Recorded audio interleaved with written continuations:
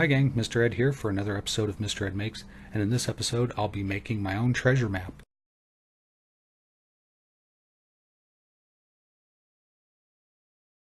Real quick, how many movies can you think of that have a map or some kind of treasure map in them? Well, I picked out a few that I remember, like Goonies. Goonies 2 had a treasure map. Some artist drew that, designed it for the movie.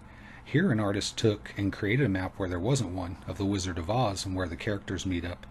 One of the most famous maps of modern times is the map from Harry Potter, and somebody's actually capitalized on this demand for maps, especially those that you find in movies. So I thought I would give map making a try. I'm going to create a treasure map, and I also have a story that is building in my mind as I'm creating this map, so it helps me figure out what the elements are and what the design is.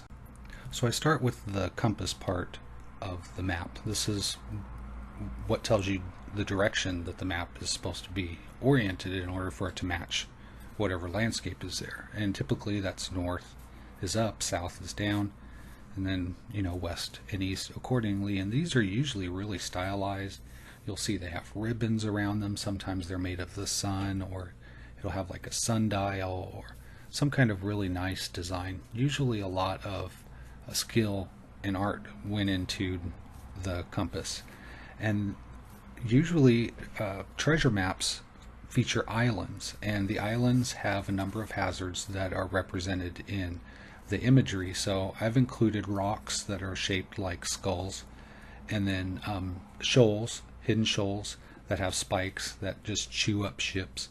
And in this map, that helps indicate where the ship is supposed to navigate to get into this hidden cave that I imagined is maybe like a lava tube that's emptied, and now you can float in there and maybe make your way to some kind of lagoon or something. So I have a volcano here, kind of a volcanic island, and palm trees around it because it's tropical, the South Pacific. And then along different parts of the island, I kind of represent features that make it difficult to get on the island any other way. And that's going to help, if you're going to hide a treasure, you want it to be someplace that's hard to get to, and the way to get into that is hidden or really dangerous. So that's kind of what I wanted to represent here. So you have like a little stream that goes up, and there's snakes, and there's a marsh and quicksand, and all kinds of hazards here. There's wild beasts that I'm drawing. Down in the waters there's sea serpents, and here's like a giant octopus or a squid down there, and the water's represented with the waves. And on one side I have the waves crashing into the side of the island, so you wouldn't want to land a ship there because you'd get crashed against the shore. And then on the other side of the island, where it's calm, you'd see your beach and someplace where you could land. But in this case you have to travel through this dangerous jungle, and the best way to get to the treasure is not that way, because you'll certainly die. You'd have to float in the secret entrance and get to the lagoon and make your way through the quicksand to the marked spot by some crossed palms and 3 rocks that line up in a certain way. And I just go through here and kind of highlight everything and pick out the stuff that I like the best and do that in pen so that it sticks out really well. And I tried to paint this, and I forgot that the pen that I was using isn't water resistant, so it really bled and smeared and kind of ruined the picture. But I got a lot of it done, and it looks nice, I think. Along the little creek or the river on the island, it's got ridges.